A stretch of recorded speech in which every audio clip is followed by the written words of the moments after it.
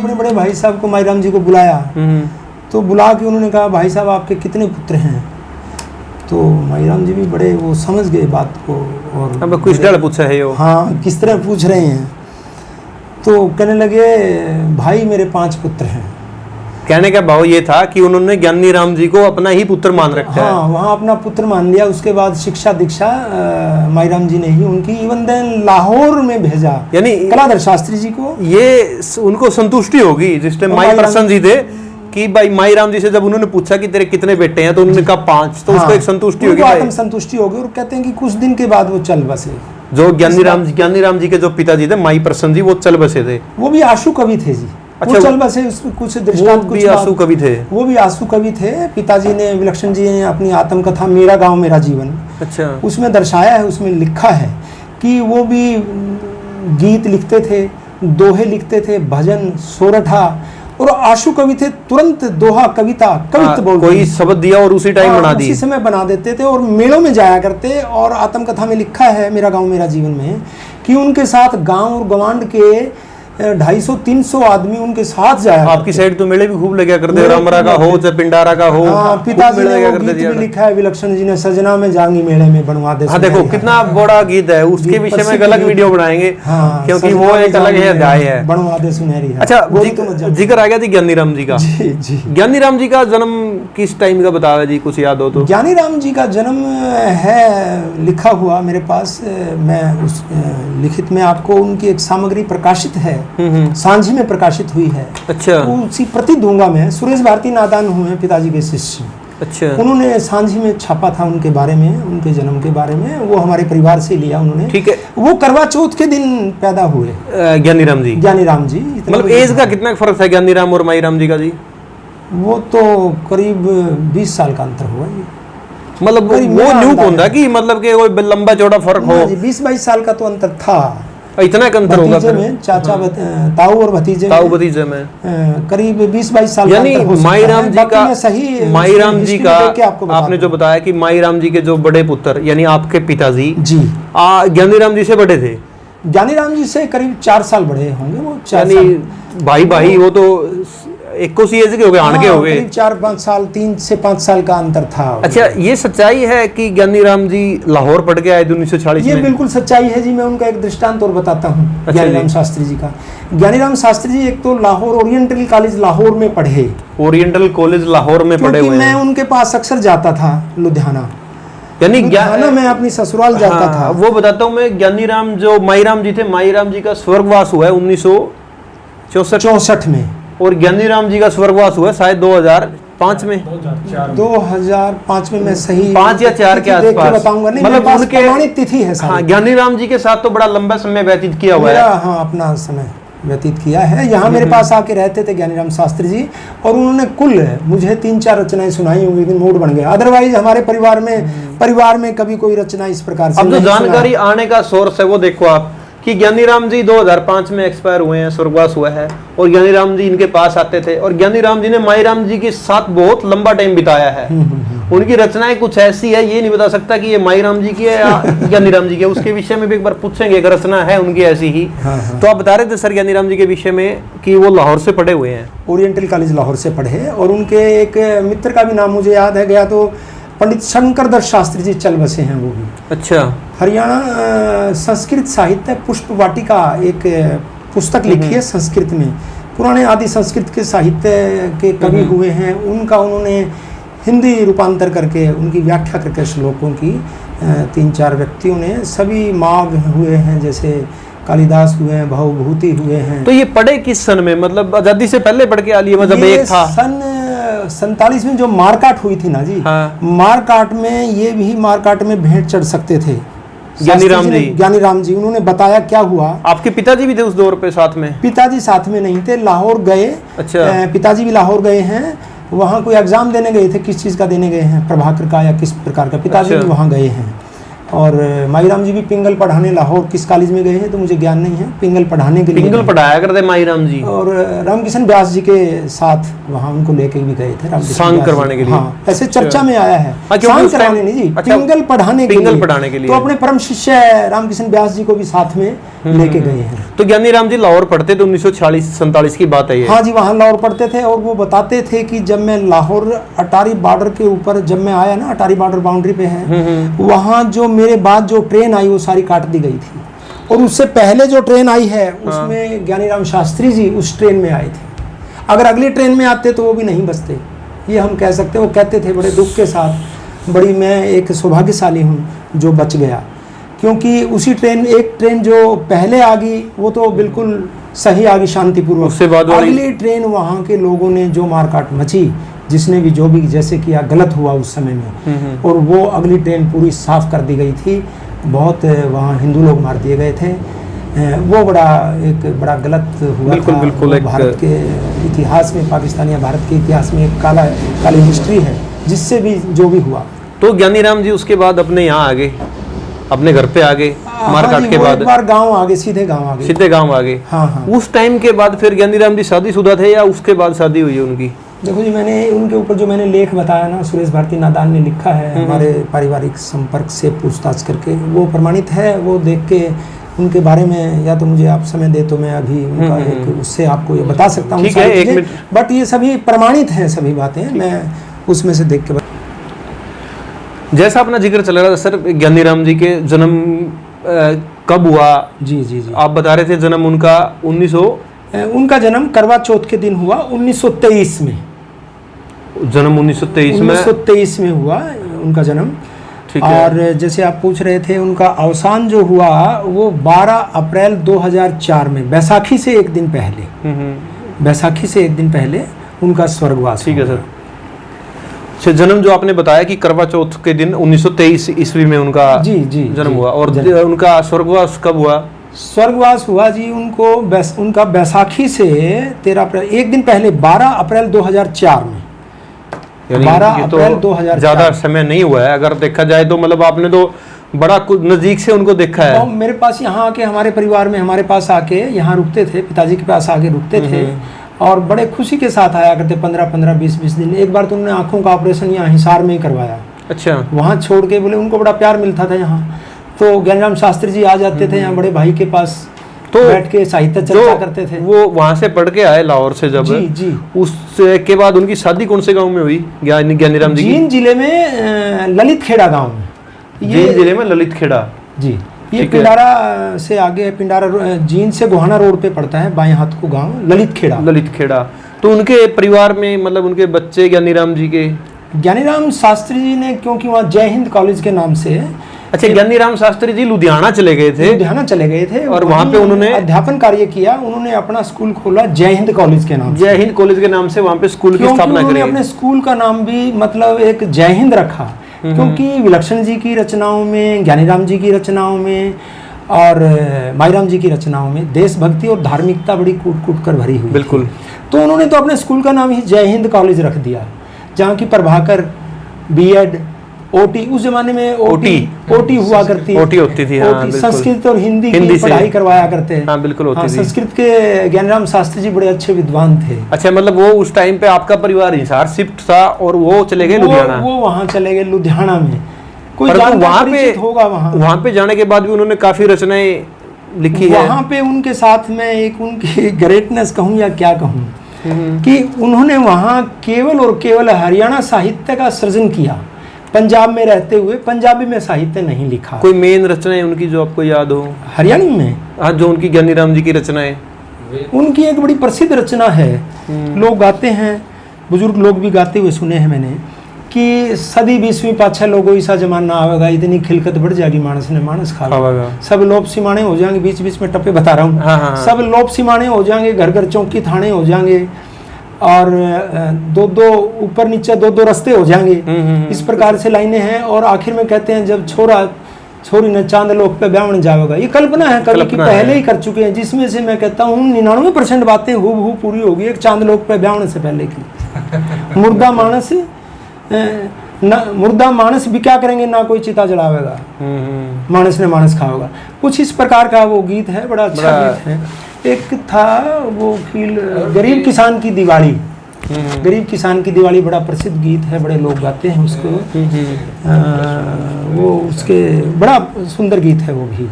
और एक और मैं का नशा बुरा दुनिया में, मैं बंदे का नाश करे। एक और रचना जो इनकी फेमस हुई है माई राम जी की थी या ज्ञानी राम जी की, वो कौन सी थी पंकज भाई, आप बता। वेद शास्त्र ढूंढ लिए ओम बराबर डाकोन्या और श्रवण जैसा पूत जगत में कौशल्या सी माँ कोन्या। ये किसकी कविता है ये? हाँ, इसके ऊपर भी बड़ा मुझे हंसी भी आती है और बड़ा एक अद्भुत सी रचना है ये। अद्भुत। एक तो इस रचना के अंदर बड़ा इंडिया का आदिकाल का इतिहास दिया गया है इसके अंदर। भाई कौशल्या सीमा को ना वेद शास्त्र ढूंढ लिए, स्वर्ण कैसा पूत नहीं है, अपनी हिस्ट्री में नहीं है। बिल्कुल। गीत बहुत ही सुंदर है। ज्ञानीराम शास्त्री जी का मुझे फोन आता है लुधियाना से एक बार।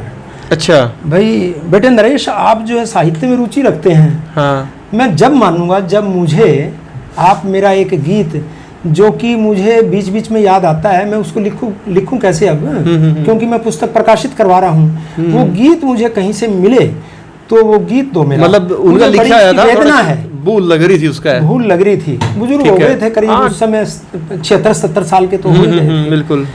तो मैं बोला जी गीत आपका और मैं कहाँ से दूं? लिखा आपने। बोले बेटा तेरी बात ठीक है, लेकिन आपको कोई ऐसे मिले कहीं हिसार के इर्द गिर्द कोई मिले ऐसे, तो मुझे गीत की बड़ी, क्योंकि मैं 3 पुस्तकें प्रकाशित करा रहा हूँ, उसके लिए चाहिए मुझे। तो क्या हुआ जी, 6-7 महीने बीत गए, उनकी वो पुस्तक भी प्रकाशित हो गई थी और पिताजी भी चल बसे थे 98 में सितंबर में। तो मेरे पास वही पिताजी, पहले तो पिताजी के पास आया करता जमुना, जो गौशाला का चंदा लेने के लिए। अब पिताजी के जाने के बाद 98 के बाद हमारे परिवार में भाई साहब के पास, हमारे पास परिवार में जैसे घर में आए तो जो भी भाई साहब मिल जाते, मैं मिल जाता, उनको जो है ना वो चंदा दे देते और भजन भी सुना दिया करते। मेरे बड़े भाई साहब भाई शिव कुमार शर्मा हरियाणा पर्यटन से एज ए मैनेजर रिटायर हैं, हिसार में रहते हैं। तो वो मैं कहने लगा आप गीत सुनाओ जी, आप गीत सुनाया करो, एक गीत ही सुना जाओ। वो बोले सुनाता हूँ एक गीत। तो उन्होंने शुरू कर दिया। अच्छा। शुरू कर दिया तो सारा गीत सुनाया। तो सुनाया तो शुरू कर दिया उन्होंने एक गीत जिसका मुखड़ा था वेद शास्त्र ढूंढ लिए पर ओम शब्द सा डांको ना, क्षण कैसा पूत नहीं कौशल्या सीमा। मैं कुछ नहीं बोला, मैं सुनाने दो उनको। अच्छा। तो सारा गीत उन्होंने सुनाया तो आखिर में पंडित माईराम कविरत्न जी की छाप लगाई। और यही गीत आपसे ज्ञानीराम जी शास्त्री जी फोन पे उनके भतीजे, उन्होंने पूछा भाई ये गीत मेरा ढूंढ के ला दे, मेरा ढूंढ के ला दे। मैं कहाँ से लाऊंगा जी। और आपको सुनाया तो वो सुना दिया जमुना ने माईराम जी की छाप से। अच्छा। तो जब सारा गीत सुना दिया तो मैं बोला जी इस गीत को मैं लिखूंगा आराम से, इसको सुनाओ। बोले मैं परवाह में सुना सकता हूँ, बीच में भूल जाऊंगा ऐसे तो आराम से। तो मेरे पास पेंसिल थी, मैं आप सुनाते जाओ, 3 बार 4 बार 10 बार सुनाओगे मैं पूरा लिख लूँगा।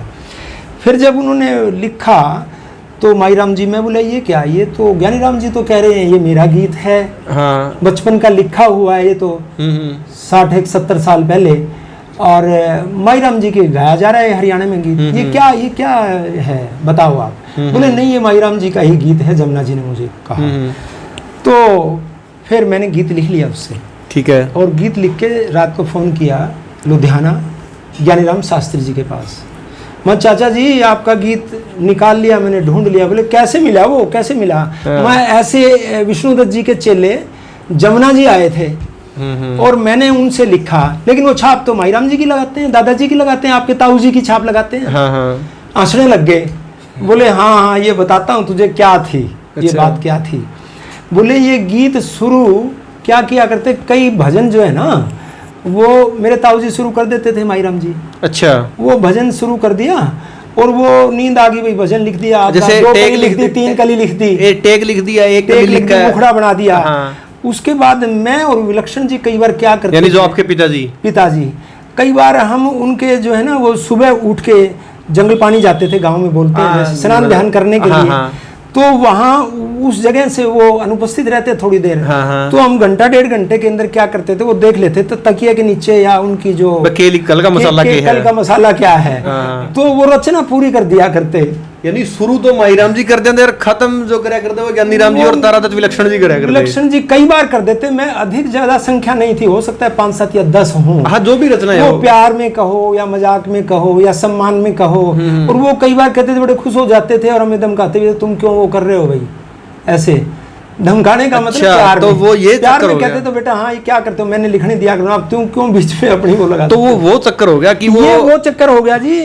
और अभी कल ये उस रचना का अध्ययन कर रहे थे पंकज शर्मा जी। हाँ जी। तो मैंने वो रचना पढ़ी, वार्तालाप हुआ ही था हमारा इस विषय में कि ऐसे ऐसे कुछ कली इसमें ज्ञानी राम जी की हैं, कुछ कलियां माई राम जी की। मैंने पढ़ा, मैंने कहा अंकल जी मेरे को इसको पढ़ने से जो लगता है, माई राम जी की जितनी कविताएं सुनी हैं उस शैली के हिसाब से पहली 2 कलियां तो उसमें पंडित माईराम की हैं। अच्छा। और आखिरी की 3 कलियां, 5 कलियों का भजन है ये, आखिरी की 3 कलियां इसमें पंडित ज्ञानी राम जी की हैं। ये जो आपने भजन बताया था हाँ जी, इसमें, हाँ यानी दोनों का कंट्रीब्यूशन है उसमें। उसमें दोनों का कंट्रीब्यूशन है जी। इसमें हरियाणा के अंदर कोई ज्ञानीराम शास्त्री जी का कह के गा देता है, कोई पंडित माईराम कविरत्न जी का कह के गा देता है। अब कोई किसी प्रकार से दोनों में से गाए है तो एक ही परिवार का गीत। लेकिन मुख्य समस्या क्या हो रही है भजन के साथ, अगर ये भजन पंडित माईराम की छाप से गाया जाए तो बहुत बढ़िया, पंडित ज्ञानी राम जी की छाप से गाया जाए तो भी बहुत बढ़िया। दोनों का योगदान है, दोनों का कंट्रीब्यूशन है। लेकिन मैं एक बात कहना चाहूंगा, ये विकास सातरोड है, विकास सैनी सातरोड निवासी, अच्छे गायक हैं, तो वो बड़े डंके की चोट के ऊपर गाते हैं इस भजन को। पूरा लोग पता नहीं किस किस के नाम से इस भजन को गाते हैं। लेकिन धक्के से एक जो ट्रेंड चल पड़ा है जबरदस्ती कि मैं उस कवि की नई बात निकाल के लेके आया हूँ। कवि बहुत हुए हैं हमारे समाज में, बहुत बढ़िया बढ़िया हुए हैं, ठीक है, कि मैं एक कवि की नई बात निकाल के लेके आया हूँ जो आज तक नहीं आई थी। वो होती किसी मूल रूप से किसी दूसरे कवि की रचना है, लेकिन लोगों के सामने रचनाएं नहीं आ पाई। हाँ, लेकिन उस पे अब मैंने देखा कहीं एक वीडियो में देखा यही भजन पंडित लक्ष्मीचंद की छाप से गा रखा है। लेकिन मतलब एक भूलवश गा देते हैं। गायक ने ये भजन पंडित लक्ष्मीचंद जी की छाप से गाया हुआ, पर मूल रूप से ये भजन है जो माईराम जी और ज्ञानी राम जी का। मैंने पंडित लक्ष्मीचंद का बड़ा अध्ययन किया है। उनकी शैली तो अलग थी बिल्कुल, माईराम जी की शैली अलग है। उनकी शैली में तो एक कहीं भी फिट नहीं होता। और क्या बोलते हैं वो बिल्कुल आप भी पढ़ोगे ना, आप देखोगे पंडित माईराम की, पंडित ज्ञानी राम की, इनकी शैली अलग अलग थी और पंडित लक्ष्मीचंद बिल्कुल अलग शैली के थे। तो ये बड़ा गलत है। एक तो कवि सामने नहीं आ पा रहे, दूसरा उनकी रचनाएं तो सामने आती हैं लेकिन किसी और कवि के नाम से, ये तो दोहरी मार होगी ना। दोहरी मार होगी। हाँ, यानी पहली बात तो लोगों का सामने उनकी रचना नहीं आन पाई, और आन पाई तो उन्हें थोड़ी बहुत मतलब छाप कटका या दूसरा कवि की किसी पे गलती पर छाप लगी। क्योंकि एक चीज है मैं बताऊं पंकज भाई आपने कि एक गायिका का जो इसके पर राय है, गायक यह बात कहे कि हमने कोई भी रचना सुना दी कि तूने कह दिया भाई ये रचना है, ले मित्र सुनाऊं, तन्ने मेरे को छाप दे दी उस पे ऊपर लक्ष्मी की मांगेगी मेरे सिंह की लगा कर, और मूल रूप से वो रचना किसी की हो, हमने वो तेरे कहने से गा दी, उसको क्या पता। एक वो कहते हमारे को प्रूफ नहीं मिल पाया। एक बात और बताता हूँ, अंकल जी ने एक लेटर दिखाया था, पंडित ज्ञानी राम जी ने पत्र लिखा था इनको। अच्छा, यह जो भजन था ये सदी 20 पाछे इतनी खिलकत बढ़ जाएगी, मानस न मानस का होगा। किसी जींद के कॉलेज, जो कॉलेज की मैगजीन नहीं होती है, किसी लड़के ने ये डिट्टो का डिट्टो भजन उतार के पंडित ज्ञानी राम का वार्षिक पत्रिका में दे रखा अपने नाम से। अच्छा, कॉलेज की वार्षिक पत्रिका में। और ज्ञानी राम जी को बड़ा अचंबा आया, उसको प्रिंसिपल को लेटर लिखा एक, मेरे को कहा बेटा ये देखो क्या कर रहे हैं, वो मेरे पास पत्र भी पढ़ा है। हाँ, करेक्ट करके लिख रखा है इन्होंने, दिखाई मेरे को उस पत्र की कॉपी है। हाँ, और एक बात और पंडित ज्ञानी राम जी के बारे में, वो पंजाब में हिंदी साहित्य के, हाँ, पंजाब हिंदी साहित्य परिषद लुधियाना के आजीवन अध्यक्ष रहे और कांग्रेस के भी महासचिव रहे। काम करे करते हरियाणवी में अध्यक्ष रहे पंजाबी के नहीं जी, पंजाब साहित्य पंजाब नहीं, जो पंजाब का जो साहित्य है जो उसके अध्यक्ष रहे नहीं, पंजाब, क्षमा चाहता हूँ मैं दोबारा से इस संस्था का नाम बोलूंगा, मैं गलत बोल गया। हिंदी साहित्य परिषद पंजाब लुधियाना, हाँ, हिंदी साहित्य परिषद पंजाब लुधियाना। रचना उनकी आई हरियाणवी में और हिंदी में, हिंदी के रचनाकार लेख आया था इन पे, दैनिक जागरण सांझी में आया था, सांझी में, पंजाब से बही हरियाणवी बहार। क्या बात, बयार, ये बड़ी। और एक इनकी जो रचनाओं की जो शैली थी, देशभक्ति थी एक तो बड़ी ज्यादा, हाँ, और उसके बाद एक इनकी जो रचनाएं थी ना, बाद में महिलाओं के गीतों के रूप में भी प्रचलित हो गई थी। अभी मैं इनकी एक पुस्तक पढ़ रहा था, उसमें एक चाय पे कविता थी, चाय बनी से पुरानी लिखी हुई थी, 70 से पहले की लिखी हुई है। झट पीवन का राह हो जा, जब प्याज दो घूंट किसी ने झट बोलन का राह हो जा। आम जो बोलचाल के आम व्यवहार के नया जमाना में छपी थी शायद, या तो मैंने घर जाके सुनाई तो मेरी माता श्री बोली कि ये तो महिलाएं गीत गाती थी चाय के ऊपर। जो अपने देसी का गाई आपने गीत गाया करा जो गाना में वही गीत हैं। ज्ञानीराम शास्त्री जी के बड़े गीत हैं जो कि इतने पॉपुलर हैं कि एक सामान्य लोकगीत टाइप बन गए हैं। हमारे परिवार के लिखे हुए गीत लोकगीत बन गए। माईराम जी के बारे में एक और बात बताऊंगा, उनकी रचना के बारे में बड़ा दुख भी होता है। एक गीत है उनका जो कि उषा मंगेशकर ने गाया है माईराम जी के गीत को। अच्छा, उषा मंगेशकर। वो क्या है जी, मुझे डॉक्टर राम कुमार सैनी यहाँ एंटोमोलॉजिस्ट हुए हैं, उन्होंने बताया अच्छा कि फरीदाबाद के अंदर डॉक्टर भारद्वाज हैं एक, उन्होंने एक यारी फिल्म में माईराम जी का गीत कंपोज कर दिया। अच्छा। पी पी पपैयारी बोला बाग में, न्यू मत बोले रे गजबी, तेरा पिया कैसा बोल है। ये मुझे यहाँ दूरदर्शन पे गार्ड बैठा था, मैं निकल रहा था, बोला कहाँ से जी, मैं कह दिया अड़ेवा से। तो बोले अड़ेवा में माईराम जी हुए, उनका गीत है एक। मैं बोला ये तो उषा मंगेशकर ने गाया है और ये कंपोज किसी और ने कर दिया। तो हमारे परिवार के कुछ लिखे गीत संगीतबद्ध किसी ने कर दिए तो उसने ये मान लिया कि ये मेरा ही गीत हो गया, जबकि इसके लेखक रचनाकार अड़ेवा निवासी रहे हैं, मेरे पूर्वज रहे हैं। कितने विलक्षण जी के गीत चोरी हुए हैं, कितने फिल्मों में भी ले लिए गए हैं चोरी करके। और पीपी पपैयारी बोला बाग में तो ये यारी फिल्म के अंदर गीत ही ले लिया माईराम जी का। ये बड़े दुख की बात है। मैं ये कहूँगा आज के नवयुवक जो नए साहित्यकार हैं उनको इन चीज़ों से बचना चाहिए।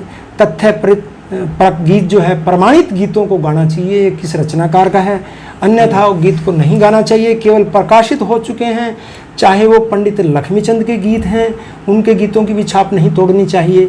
पंडित मांगेराम जी के भी गीत हैं, चंद्र बादी के गीत हैं, या और जितने भी कवि हुए हैं जिनके भी गीत हुए हैं, माईराम जी के हैं, विलक्षण जी के गीत हैं, उनके गीत, ज्ञानीराम शास्त्री जी के गीत हैं। कहने का मतलब ये जो आपकी बातों का एक सार है ऐसा करना, ऐसे गीत नहीं। कई बार अनभिज्ञ लोगों को पता ही नहीं होता कि मैं किसका गीत गा रहा हूँ। आज कई बार क्या नए युवक हैं वो लक्ष्मीचंद का नाम लेके हम श्रेष्ठ हो जाएंगे, पता नहीं किसका गीत गा जाते हैं। इवन देन लक्ष्मीचंद जी के परिवार के लोग भी इस बात को मानते हैं, वो भी कहते हैं हम क्या करें, मजबूर हैं भाई, कोई गा रहा है तो हम क्या हटाएं, कौन किसका नाम लेके गा जाता है, किसका गला पकड़ा भाई, हम भी मजबूर हैं। हालांकि मैंने सुना है पंकज भाई से ही कि उनका पौत्र लक्ष्मीचंद जी का, उसको जब पता लगता है कि ये लक्ष्मीचंद जी का गीत नहीं है, उनके नाम से गा रहे हैं, वो अपने संग्रह में से उसको निकाल भी देता है। ये बड़ी महानता है उस पौत्र की। किताब आई थी जब पहले पंडित लक्ष्मीचंद पे, रतन कोश। पंकज भाई आप भी पंडित लक्ष्मीचंद जी के बड़े आड़तोड़ फैन हो, मतलब पंडित लक्ष्मीचंद जी को बड़ी नजदीक से, मतलब ये किताबें जो उनकी रचना है बड़ी नजदीक से पढ़ते हैं। हालांकि स्टूडेंट पीएचडी के, परंतु जो साहित्य, लोक साहित्य, उसमें बड़ी रुचि है, और खासकर पंडित लक्ष्मीचंद जी का जो साहित्य है वो बड़ी नजदीक से पढ़ा है भाई ने। अच्छा, कि वो किताब के बारे में आप बता रहे थे। रतन कोश, उस किताब में उन्होंने एक बहुत अच्छा काम किया था पीछे, कि लिस्ट दे दी थी कि ये रचनाएं पंडित लक्ष्मीचंद की नहीं है, लेकिन उनकी छाप से गाई जाती हैं। और उनका परिवार तो बड़ा ही ज़्यादा कोऑपरेटिव है। पीछे भी जो ये डॉक्टर पूर्णचंद शर्मा की पंडित लक्ष्मीचंद ग्रंथावली का जो नया संस्करण आया, इसमें से जो 7-8 जो रागणी पंडित लक्ष्मीचंद किसी और ने क्लेम किया कि ये पंडित लक्ष्मीचंद की नहीं है, तो उन्होंने हटवा दी थी। हाँ, मतलब ये तो कुछ एक आम जनमानस की सोच ऐसी हो गई है कि फलाने कवि का नाम लेकर मैं 4 हाथ ऊपर का हो जाऊंगा, गायक श्रेष्ठ हो जाऊंगा। ठीक, लेकिन फिर एक इस यहाँ पे एक कथन याद आता, तो विकास पासोरिया बता रहे थे एक वीडियो में कि जब मैं पंडित देवी दत्त के पास गया तो मैंने पूछ लिया कि आपकी कितनी संतान है, तो पंडित देवी दत्त बोले कि मेरी रचनाएं ही संतान है। बहुत बढ़िया। हाँ, एक कवि अपनी रचनाओं को अपनी संतान की संज्ञा दे रहा है, संतान का दर्जा दे रहा है। हाँ, और आप उस संतान का गला काट रहे हो। यानी कितनी अमूल्य बात है, कितनी बड़ी बात है कि उसके संतान की जरूरत क्यों है कि हमारा नाम रहे। बिल्कुल, रचनाओं को जब संतान की संज्ञा दे दी कि ये रचनाएं काफी है हमारा नाम रखने के लिए, जिंदा रखने के लिए, क्योंकि जो छाप लगती है वो एक निशानी है उस कवि की कि ये फलाने कवि की रचना है, और उसी के आधार पे लोग तय करते हैं अच्छा, जो आप एक बातचीत बता रहे थे कि उस टाइम की लिखी हुई ओरिजिनल रचनाएं आपके पास अभी भी उपलब्ध है, माईराम जी के खुद के हाथ की लिखी हुई? हाँ जी, उनकी पांडुलिपि करीब एक बार दिखाओगे वैसे अगर वो आप? जी मैं दिखाता हूँ। एक बात और बताता हूँ आपको पंडित ज्ञानीराम जी के बारे में। जैसे एक मतलब कवियों को अगर इस हिसाब से एक बांटा जाए कि ये मतलब एंशियंट हरियाणवी लिटरेचर, एक मेडिवियल, एक मॉडर्न, कि जैसे पहले तो बस राग रागनी का प्रचलन था, फिर गीत आए, फिर आजकल हरियाणवी पॉप आ गया सब कुछ। तो जो पंडित ज्ञानीराम थे, पंडित माईराम की जो रचनाएं होती थी वो तो सारी एक धर्म की संज्ञा से धार्मिक रचनाएं। पंडित ज्ञानीराम की जो रचनाएं थी धार्मिक तो थी, उसके साथ साथ आम जनमानस से जुड़ी हुई समस्याओं को भी इन्होंने एड्रेस किया है। देशभक्ति की आगे जैसे, यानी जो समाज के अंदर अपनी मतलब आम बोलचाल की भाषा है उसको सम्मिलित किया, सामाजिक कुरीतियों को उकेरा, सामाजिक कुरीतियों का भी खंडन किया है इन्होंने। और जो जैसे किसानों की समस्या उसको भी सामने लेके आए। ये था कातक बदी अमावस आई, दिन था खास दिवाली का, आँखें में आंसू आगे जब देख लिया घराड़ी का। बड़ा मार्मिक गीत है। किसकी रचना है जी? ये पंडित ज्ञानीराम शास्त्री जी की रचना है। ये बड़ी मार्मिक रचना है, मेरे को कई लोगों ने सुनाई उनका नाम लेके। हाँ, उनकी है, एक सांझी पत्रिका में भी ये छपी थी। हाँ जी, अच्छा। भारती नादान ने ये प्रकाशित की थी। और यहाँ मदन गोपाल शास्त्री जी हुए हैं, हमारे पूर्वज हुए हैं, पेटवाड़ गांव से, और परिवार के बड़ा संपर्क में रहे, तो उनको कंठस्थ थी ये, उन्होंने भी मुझे सुनाई सारी एक दिन। अच्छा, हाँ। जो वो आप दिखा रहे थे पांडुलिपि जी, पांडुलिपि बड़े मतलब एक वो है कि बात इतनी पुरानी रचनाएं किसी कवि की हस्तलिखित तकरीबन आज से होगी 80-85 साल 90 साल पुरानी, 90 साल पुरानी हैं जी की नींव से लिखी हुई है, होल्डर से लिखी हुई है ये। यानी उस टाइम का तो कोई मन से बज रहे हैं, कागज बज रहे हैं। 2020 आ गया भाई साहब, निकालने की जरूरत को नहीं जी, कदे ये फट जाए दूनी। अच्छा, दिखाई हो सकते हैं 100 साल से भी दिखाई, वैसे सिर्फ दिखाई 1-2 पेज मैं आपको दिखा सकता हूँ, बस सिर्फ वैसे आप एक बार इसको इकट्ठी करके थोड़ा सा फोकस करके। ये जो रचनाएं हैं मैं आपको नजदीक से दिखा रहा हूँ, ये रचनाएं लिखी हुई हैं खुद माईराम जी ने अपने हाथ से, और एक नहीं, 2 नहीं, ये कम से कम 3 से 4 पांडुलिपि हैं। और इनके अंदर सभी संघों का मतलब जितने भी उनके सांग हुए हैं, ज्यादातर सांगों का उल्लेख है इनके अंदर। एक बात और जो पता लगी थी हमको, और ऐसे जर्जर अवस्था में है संभाली, ये थोड़ी सी मतलब अभी क्या है कि इतनी साल पुरानी है तो थोड़ा सा इनका स्वरूप बिगड़ गया है। दिखाने के लिए, दिखाने के लिए अगर दिखाएं अब आपको, तो ये संभाल के रखी हुई है, देख सकते हो। ये रचनाएं हस्तलिखित रचनाएं माईराम जी की संभाल के रखी, मतलब साहित्य बहुत बड़ा है। एक बात और जो सुनी थी हमने कि पंडित माईराम जी ने इतना साहित्य लिखा था कलम से कि एक मोटी गठड़ी बंध जाए उठा मानस पर, तो वो समय के साथ वो विलुप्त हो गया। तो सर अंत में जो अपनी बात थी कि आपने बताया कि काफ़ी रचनाएं दोनों कवियों की ऐसी थी, वो किसी और कवि के नाम से भूलवंश किसी से गाई गई। जी जी।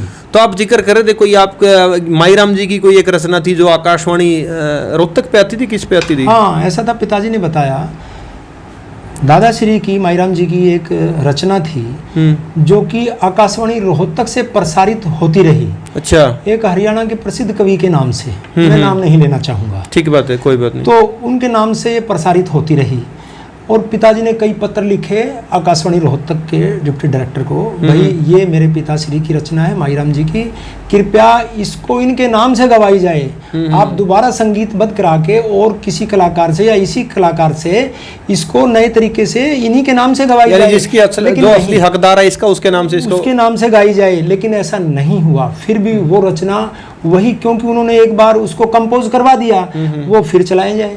तो पिताजी कहते हैं कि मैं एक दिन वहाँ गया हूँ और मैं व्यक्तिगत रूप से वहाँ मिला, बोले आप क्या कर रहे हैं, मैं इतने पत्र लिख चुका हूँ, ये छाप काट के कोई गा गया है यहाँ इसकी, जबकि ये माईराम जी की रचना है। तो उन्होंने क्या किया, वो दोबारा संगीतबद्ध करा के दोबारा माईराम जी के नाम से नहीं गवाई गई वो रचना, वो बंद ही करवा दी वो रचना ही, बोले कि मैंने अब सुनी ही नहीं, वो रचना ही गवाना ही बंद कर दिया। वो या तो वो उनके परम भगत हो सकते हैं, ऐसा भी हो सकता है, चलो वो मतलब एक अलग था। हाँ, कहने का मतलब वो हक नहीं मिल रहा जिसके वो हकदार हैं। हरियाणा साहित्यकारों को सभी के साथ होगी ये। तो आपको क्या लगता है, मतलब ज्ञानीराम जी की बात हो, माईराम जी की बात हो, चाहे आपके पिताजी तारादत्त विलक्षण जी की बात जी हो, जी, एक गांव से त्रिमूर्ति हुए हैं ये, जी। इतने अलेवा गांव से त्रिमूर्ति आए हैं जो जिन्होंने हरियाणवी लोक साहित्य को बहुत आगे लेके गए हैं, वो समृद्ध किया है। तो क्या मानते हो आप, मतलब लोगों के बीच में इनकी रचनाएं नहीं पहुंची, या कवि है जो गायक हैं आज के वो सपोर्ट नहीं कर रहे, या उनके पास भी रचनाएं नहीं पहुंच रही इनकी? तो लोग क्या कमी मानते हो, किसकी कमी है कि आप इनकी रचनाएं नहीं मार्केट में देख रहे? देखो जी, मैं रचनाकारों की तो कोई कमी नहीं कहूँगा कि रचनाकार की ही कमी है, वो तो इस संसार में पृथ्वी पर नहीं है। बिल्कुल। उनके काल में बहुत सुनाई और गाई गई थी जब तक वो जीवित रहे। हाँ, अब भी थोड़ी बहुत गाई जा रही हैं, बिल्कुल तो शून्य तो नहीं हुआ है, अब भी गाई जा रही हैं।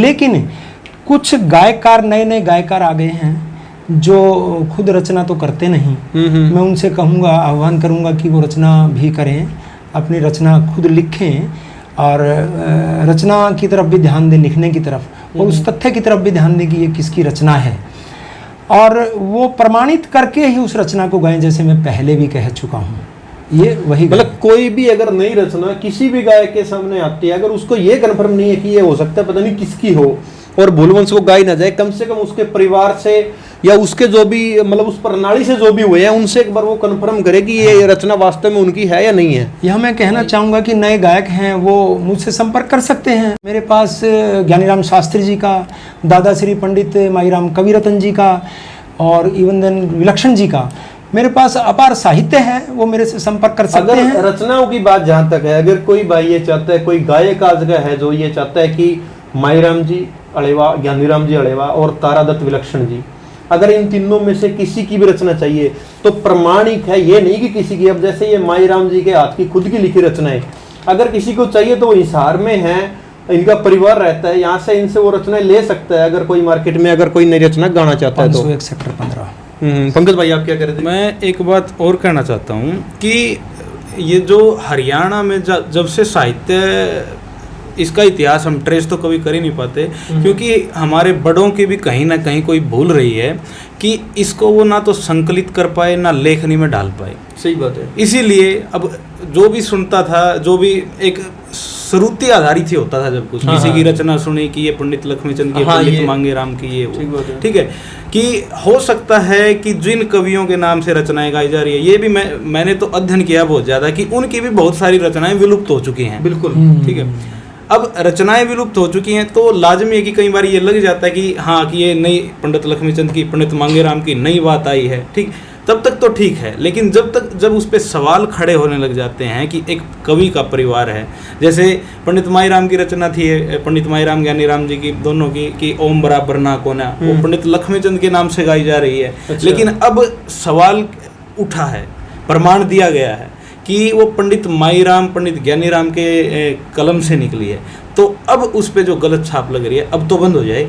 ठीक, अब तो मूल कवि की पहचान से गाया जाए, माईराम जी के नाम से। हाँ जी, माईराम जी के नाम से अब तो कम से कम वो गायन में आनी चाहिए माईराम जी की छाप से। बात है। देखो, यानी जो हक है, जिसका हक है वास्तव में उसको मिलना चाहिए, क्योंकि ऐसा कोई एनसाइक्लोपीडिया नहीं है कि बटन दबाया पंडित लक्ष्मीचंद का सारा संदर्भ को। तो अब पंकज भाई मैं कहता हूँ, देखो 2 जनरेशन अपने साथ है संस्कृति की, आप होगे और एक सर होगे, तो मतलब प्रयास क्या करने चाहिए कि जो कवि हमारे हुए हैं, जो पुराने कवि हुए हैं हमारे, जिसको समाज में रचनाएं नहीं आ पाई, उनकी रचनाएं समाज में, चाहे ज्ञानीराम माईराम जी की बात हो, छज्जूराम अलीपुरा की बात हो, साधुराम की बात हो, जितने भी कवि हुए हैं, बहुत बड़े कवि हुए हैं, उनकी रचनाएं मार्केट में कैसे आए, क्या प्रयास किसको करने चाहिए? आप क्या सोचते हो पंकज भाई? पहले तो आप पहले से एक तो यूथ का भी रुझान बढ़ा है हरियाणवी संस्कृति की ओर, क्योंकि एक दौर था उसमें ना सुर का ज्ञान ना ताल का, पिटा जाते, म्यूजिक की आवाज़ ऊपर जाती, रागनी नीचे दब जाती,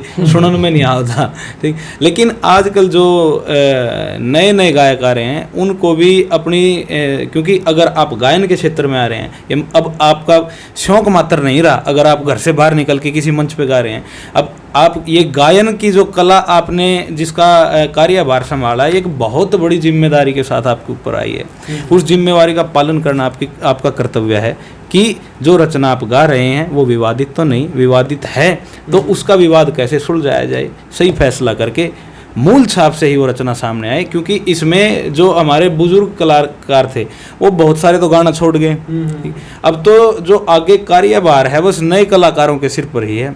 ठीक है। तो उनका सबसे बड़ा कर्तव्य है कि आगे जो इन कवियों की रचनाएं आगे आम जन तक पहुंच पाएंगी या नहीं पहुंच पाएंगी, ये उनकी जिम्मेवारी है। आपका क्या कहना है सर इसमें? आप क्या सोचते हो, कैसे रचनाएं सामने आए इनकी कवियों की? मैं इसमें एक बात और ऐड करना चाहूँगा कि देखिए उस परिवार का भी थोड़ा कर्तव्य बनता है कि परिवार के लोग भी अपने पूर्वजों के साहित्य से विमुख हो जाते हैं, उनको पता ही नहीं है क्या सामग्री, क्या धरोहर है। ये तो मैं कहता हूँ शरण से भी ऊपर है ये चीज़ें। हरियाणा का इतिहास है, हरियाणा का साहित्य का इतिहास है।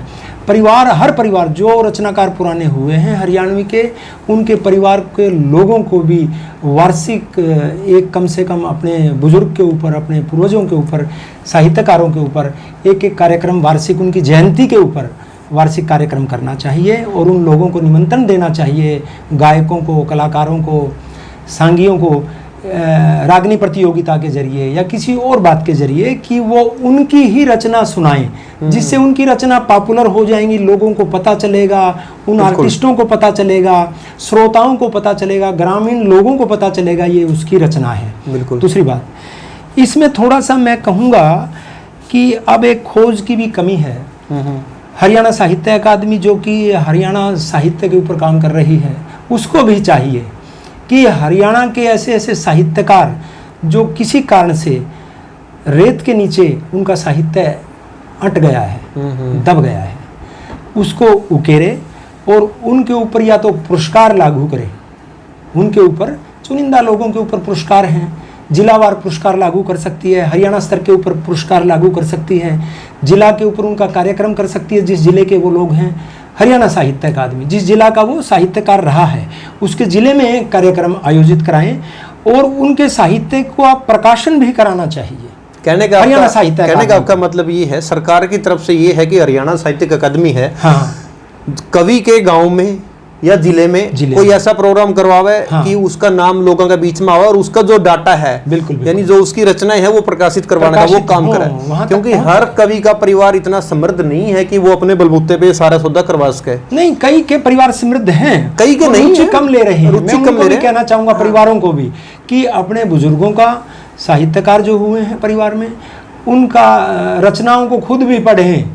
एक दूसरा तरीका ये भी है, दूसरा उपाय भी है साथ में कि उस परिवार को भी ये चाहिए, उस गांव को ये चाहिए कि अपने गांव इकट्ठा होके उस कवि का कि उसकी याद में एक प्रोग्राम का वार्षिक कार्यक्रम, रागनी प्रतियोगिता रखवानी चाहिए ताकि लोगों के बीच में रचनाएं संक्षिप्त करें, छोटा करें, बड़ा करें। तो जितनी भी अपनी बातचि हुई सारी बातचीत होगी मांगेराम जी के बारे में, माईराम जी के बारे में या ज्ञानीराम जी के बारे में। रचना आपने अब तक एक नहीं सुनाई, कोई एक माईराम जी की रचना सुना के आप इस बातचीत का अंत करा। हाँ, अच्छा, तो कुछ बताओ जी माईराम जी की कोई ऐसी रचना जो आपको खुद को निजी तौर पे बहुत पसंद हो। हाँ, मुझे वैसे तो उनकी विभिन्न रचनाएं पसंद हैं, विभिन्न विधाओं की, सामाजिक परिवेश के ऊपर उन्हें उकेरा है विभिन्न रचनाओं में। तो मुझे कुछ रचनाएं हैं, मैं एक प्रार्थना गीत में माईराम जी का सुनाना चाहूँगा जो कि मुझे कंठस्थ है, अच्छा भी लगता है। बिल्कुल। और मैं उनको एक किस्म से इसको सुनाता हुआ नमन करता हूँ और श्रद्धांजलि भी दे रहा हूँ अपनी तरफ से दादाश्री को। उनका मैं बोल के वैसे, हाँ बिल्कुल, आम बोलचाल की भाषा में। पहले तो ये बताएं कि उसको पूरा सुनाऊं या एक या दो कली सुनाऊं? नहीं, पूरा सुना दो आप, कोई दिक्कत नहीं। हे भगवान दया, ये मैं उनकी सुना रहा हूँ माईराम जी की। हाँ, प्रार्थना गीत। हे भगवान दया के सागर, दया करण का काम तेरा, निराकार साकार चराचर सभी जगह गरगाम तेरा। चांद सूरज और तारागण में चमक धमक प्रकाश करें, अगन पवन जल थल नभ मंडल पांच तत्व में वास करें। मोर मुकुट मुरलीधर मोहन वृंदावन में रास करें और भक्तों का दुख हरने वाले दुष्ट जनों का नाश करें। और जगन्नाथ रामेश्वर बद्री पुरी द्वारिका धाम तेरा, हे भगवान दया के सागर, दया करण का काम तेरा। और खट चक्कर खोड़स दल में तने कैसा खेल खिलाया प्रभु, ये तीसरी कली आ गई। दूसरी है, अंबर में जल आवे कहां से जब बरसे मुसलधारा। अंबर में जल आवे कहां से जब बरसे मुसलधारा, भोजन दे कीड़ी कुंजर ने, चढ़ा ने दिखे भंडारा। कोई राजा, कोई पहलवान, कोई लकड़हारा, और बिन कागज कलम दवात तने भाग लिखा न्यारा न्यारा। और बिन कचहरी बिन कारदार पक्का है इंतजाम तेरा, हे भगवान दया के सागर, दया करने का काम। बात है। अब वो तीसरी कली सुनाता हूँ कि खट चक्कर खोड़स दल में तने कैसा खेल खिलाया प्रभु, ज्ञानी ध्यानी ध्यान धरे जिन्हें ढूंढ लिया तिन पाया प्रभु। अद्भुत खेल विराट रूप तने गीता में दर्शाया प्रभु। और मैं ममता मेरा तेरा, ये सब झूठी माया प्रभु, अजर अमर श्री शंकर शंभु, जग में रोशन नाम तेरा, हे भगवान दया के सागर, दया करने का काम तेरा। और अंतिम कली इस कविता की, जो कि मुझे और भी अच्छी लगती है, कि ज्ञान इंद्री, कर्म इंद्री, मन बुद्धि अहंकार तू ही। वो कह रहे हैं, भगवान को निमित्त कर रहे हैं। ज्ञान इंद्री, कर्म इंद्री, मन बुद्धि अहंकार तू ही, अंडज जेरज स्वेदज उद्भिज, एक तू ही और चार तू ही। उत्पत्ति 4 प्रकार से होती है व्यक्ति की, अंडज जेरज, सारा साइंस गोल के गेड़ दिया कि ज्ञान इंद्री, कर्म इंद्री, मन बुद्धि अहंकार तू ही, अंडज जेरज स्वेदज उद्भिज, एक तू ही और चार तू ही, 7 द्वीप 9 खंड भवन 14 का विस्तार तू ही, कृष्ण मुरारी गिरवरधारी न्याकारी साकार तू ही, और ब्राह्मण कुल का दास दया में सेवक माई राम तेरा। हे भगवान दया के सागर, दया करने का काम तेरा, निराकार साकार चराचर सभी जगह अगर काम तेरा। बहुत गजब की रचना है जी। हाँ, कोई एक बीच में रचना, साथ में एक आपका कोशिश करा ज्ञानी राम जी की भी रचना है, अगर कोई याद हो आपका। ज्ञानी राम जी की रचना कंठस्थ तो नहीं है मुझे, ये दादाश्री की तो कंठस्थ थी। मैं थोड़ा, इनकी पुस्तक है ज्ञान के हीरे मोती। हाँ हाँ, चलो देखो आप। ये बाद में। अच्छा, ज्ञान के हीरे मोती, ये मुझे बड़ी अच्छी लगती है, क्योंकि आज के समाज में लोग जो है ना, ये पहले वाली रचना थी जो ये माई राम जी की रचना थी, और जब सुना रहे हैं ये है ज्ञानी राम जी की। हाँ, मैं पुस्तक को ही पढ़ के सुना रहा हूँ। हाँ, मुझे बड़ी अच्छी, ये थोड़ी सी कंठस्थ याद नहीं है, कंठस्थ याद नहीं है कि आजकल समाज में लोग बड़े अहम में भरे पड़े हैं। कोई किसी को कुछ समझता ही नहीं है, घर में, परिवार में, बाहर, कार्यालयों में, हर एक आदमी में अहम की खुमारी छाई हुई है। तो उसको कवि ने, ज्ञानीराम शास्त्री जी ने बड़ा अच्छा उकेरा है कि मैं का नशा बुरा दुनिया में, मैं बंदे का नाश करे। मैं का नशा बुरा दुनिया में, मैं बंदे का नाश करे, रोवेगा सिर पीट पीट के जिसके मैं भीतर वास करे। क्या बात है। और सुल्फा भांग शराब फीम का चढ़ के नशा उतर जा से। हाँ। सुल्फा भांग शराब फीम का चढ़ के नशा उतर जा से, मैं का नशे बाज बकरे जो, मैं करता मर जा से। और मैं का नशा करनीय कामन पाप बदी तय भर जा से, और मैं के कारण अकड़ी गर्दन मरते ही टेढ़ी फिर जा से। और मैं का रोग खत्म जड़ते आखिर में मुर्दा लाश करे, रोएगा सिर पीट पीट के जिसके में भीतर वास करे। और सेकंड कली आगे और सुनाओ। बिल्कुल बिल्कुल सुनाओ जी। मैं के कारण लंका में रावण ने शीश कटाया था। सही बात। मैं के कारण लंका में रावण ने शीश कटाया था, और मैं के कारण दुर्योधन का जड़ते हुआ सफाया था। और मैं के कारण नीच कंस ने अपना नाश कराया था, और मैं के कारण हिरणाकुश ने अपना पेट चिराया था। और मैं की निंदा और बुराई यो सारा इतिहास करे, रोएगा सिर पीट पीट के जिसके में भीतर वास करे। और आगे देखिए कितना सुंदर तर्जुमा किया है इन्होंने। कोई अपनी सूरत पे कर अभिमान अकड़ के चाले से, कोई अपनी सूरत पे कर अभिमान अकड़ के चाले से, कोई नशे में दौलत के बेईमान अकड़ के चाले से, और कोई ताकत में झूम झूम शैतान अकड़ के चाले से, और कोई अकल में गाफिल हो, कोई अकल में गाफिल हो गुणवान अकड़ के चाले से, और जालिम मैंने अपने बस में समझदार कोई खास करे। अरे रोएगा सिर पीट पीट के जिसके में भीतर वास करे। और अंतिम कली है इस गीत की कि मैं के चक्कर में फंस गए, बड़ी सुंदर लगती है मुझे ये भी अंतिम कली, कि मैं के चक्कर में फंस के घर बार उजड़ते देख लिए, और वीर मर्द के मैं कारण संबंध बिगड़ते देख लिए।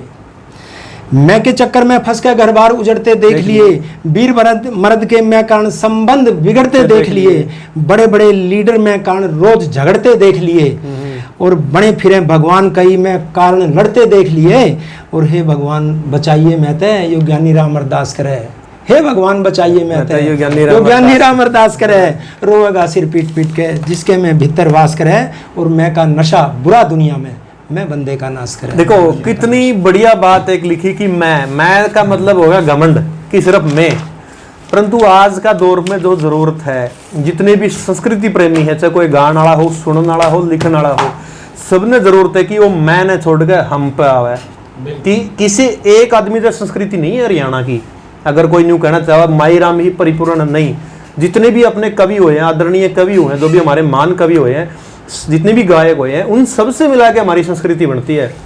और आज के दौर में भी जितने युवा गायक हैं, जो नए आए हैं मार्केट में या जो स्टेब्लिश है मार्केट में, सबका एक ये फर्ज बना है कि सारे कवियों ने बराबर तोला है। यानी हर कवि की रचनाएं वो गावे, तभी जाकर तो उन कवियों का सम्मान, उन कवियों की रचना, उन कवियों की विचारधारा अपने सामने आएगी। तो इतनी लंबी बातचीत अपन आज करी, यानी माईराम और ज्ञानीराम जी का परिवार एक ऐसा परिवार जो हरियाणा में अपने आप में एक मिसाल है। एक गांव के अंदर त्रिमूर्ति होना, 3 ऐसे कवि होना जिन्होंने एक अलग विधा की, अलग अक्षेत्र की रचनाएं अपने अपने समय में लिखी हैं। और हमारा सौभाग्य है कि आज अपने को बातचीत करने का इतना समय मिला, और उम्मीद करा जितने भी भाई ये वीडियो देखेंगे एक यू संदेश कि हर कवि की रचनाएं बराबर हैं। देखो एक नेचर अलग अलग है, दौर अलग अलग है लिखने का, टेस्ट हर कवि का अपना अलग अलग है लिखने का, परंतु उनकी रचनाएं संभाल के रखना आज के जो युवा पीढ़ी है उन सब का कर्तव्य है, उन सब का फर्ज है। और एक बार फिर धन्यवाद सर आपका। पंकज भाई आपका बहुत बहुत धन्यवाद, जो पहली बात तो आपने इन महान हस्तियों से मेरे को मिलवाया। गिल जी आपका भी बहुत बहुत धन्यवाद, पंकज जी आपका भी बहुत बहुत धन्यवाद। और उम्मीद कर रहा कभी, क्योंकि काफी पर्सन रह जाते हैं, कोई सोच समझ के नहीं बैठे, हम भी ना कोई प्रोफेशनल हैं, बीच में किसी से कोई गलती हुई हो तो उसके लिए सबसे पहले तो क्षमा प्रार्थी हम लोग कि प्रोफेशनल नहीं है, एक सिर्फ अपने शौक के तौर पे हम ये चीजें कर रहे हैं। फिर भी अगर किसी भाई के मन में कोई सवाल ऐसा बाद में आता है तो कोई दिक्कत नहीं, लंबी चौड़ी दूर नहीं है, फिर सर से एक दिन का समय खराब कर लेंगे। खराब नहीं है तो उपयोग करेंगे आप। तो बहुत बहुत धन्यवाद।